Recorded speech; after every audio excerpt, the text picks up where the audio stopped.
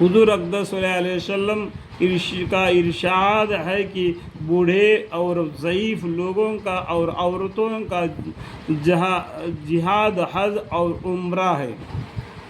پہلے فصل کی کیا رعائی ہے، حدیث کے ذیل میں بھی یہ مضمون گزر چکا ہے۔ حضرت عائشہ رضی اللہ عنہا نے حضور اقدس صلی اللہ علیہ وسلم سے دریافت کیا کہ کیا عورتوں پر بھی جہاد ہے؟ حضور اقدس صلی اللہ علیہ وسلم نے فرمایا کہ عورتوں پر ایسا جہاد ہے جس میں قتال نہیں، اور وہ حج اور عمرہ ہے۔ ایک صحابی حضور اقدس صلی اللہ علیہ وسلم کے خدمت میں حاضری ہوئی اور عرض کیا کہ یا رسول اللہ، میں بہت کم ہمت ہوں، دشمن کے مقابل کی طاقت نہیں رکھتا۔ حضور اقدس صلی اللہ علیہ وسلم فرمایا کہ میں تمہیں ایسا جہاد بتاؤں جس میں لڑائی نہ ہو؟ انہوں نے عرض کیا، ارشاد فرمائیے۔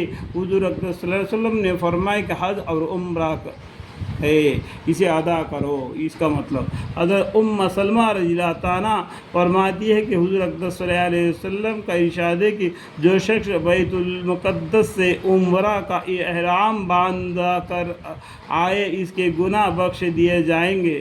یعنی حضور اقدس صلی اللہ علیہ وسلم کا ارشاد ہے کہ اور حضرت سلمہ رضی اللہ عنہا فرماتی ہے کہ حضور اقدس صلی اللہ علیہ وسلم کا ارشاد ہے کہ جو شخص بیت المقدس، جب پہلے ہم بیت المقدس کے طرف منہ کر کے نماز پڑھتے تھے، اس کے بعد میں ہمیں حضرت مکہ شریف کے طرف منہ کر کے ہم نماز پڑھتے ہیں، ٹھیک ہے۔ یعنی بیت المقدس سے عمرہ کا احرام باندھ کر آئے، اس کے گناہ بخش دیے جائیں گے، الحمدللہ۔ حاکم تابعہ عورت ہے، انہوں نے حضرت سلمہ رضی اللہ عنہ سے یہ حدیث سنی اور صرف احرام باندھنے کے لیے بیت المقدس تشریف لے گئی اور وہاں سے احرام عمرہ کا باندھ کر واپس آئی۔